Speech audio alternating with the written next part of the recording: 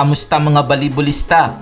Panalo ang PGGC Navy kontra sa The Navigators Iloilo 18-25, 23-25, 25-23, 25-23, 2018. Best player of the game si Greg Dolor sa likod ng kanyang 30 points mula sa 26 attacks, 3 blocks at 1 ace.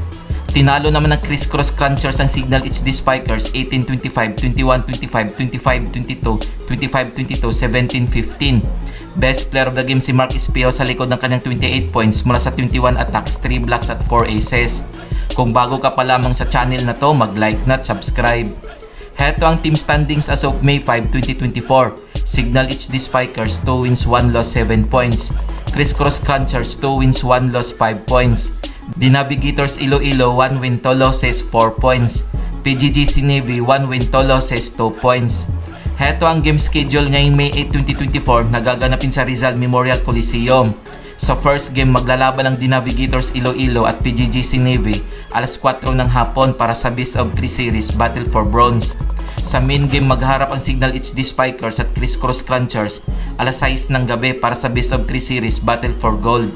Kung nagustuhan mo ang video na to, mag-like na at subscribe.